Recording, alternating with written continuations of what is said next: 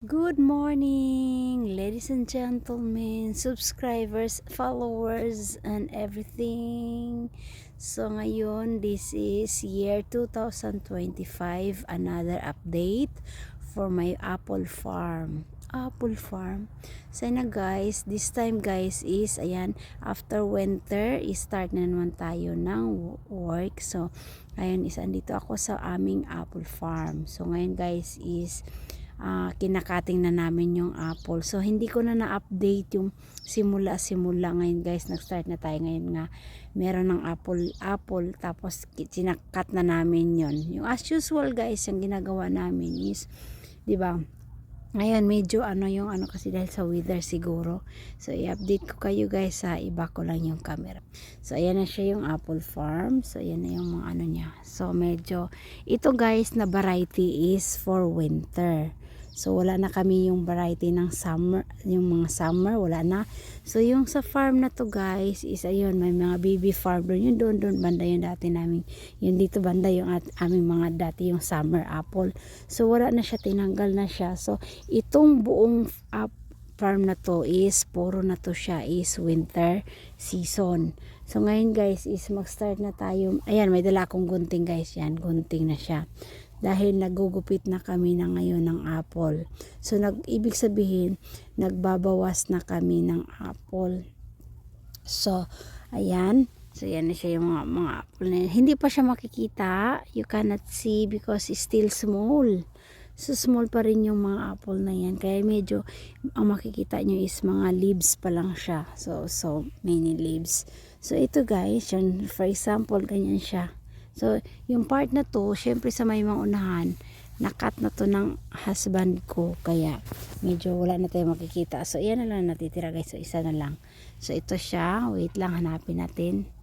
So, we will, nahanap na. Yan, ganyan siya guys. So, ayan. So, ganyan na siya kalaki yung ating apple. Ganyan. So, ito na siya yung apple. Yan.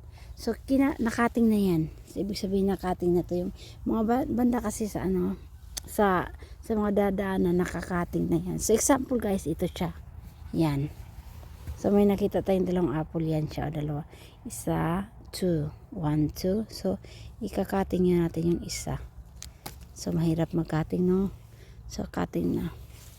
So, yung mga flowers na mga late na nag-bloom, it's kakating na din yan kasi super late na yan siya. So, ganyan siya guys. Yan. So, yun to, doon madami. So, doon sa taas, syempre wala tayong ladder, kaya madami pa yan siya. So, hanap tayo ng mga apples na madami para ipakita ko sa inyo ulit. So, example guys, yan siya, di ba? Yan. For example, yan. 1, 2, 3, 4. So, ngayon guys is, hanapin mo yung big one. So, yung big one, kailangan malilift mo siya. So, ang ikakating mo is yung mga small one lang. So, nahirapan ako kasi left side. Okay, wait lang guys ha. So, yan. So, yan, hahanapin mo siya. Yan. So, ikakat mo siya ng end.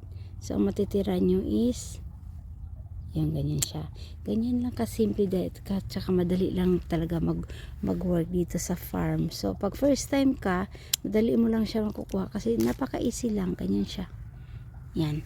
So, yan, hanapin mo yan siya. Sa ilalim, hanapin mo siya.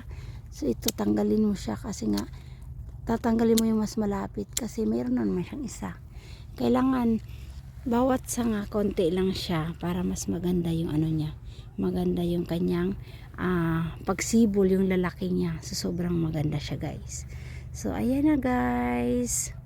Bye. Thanks for watching and don't forget to subscribe and share po sa lahat para po sa ekonomiya. Charot lang. Thank you so much. Bye. Thank you so much. Bye. Annyeong.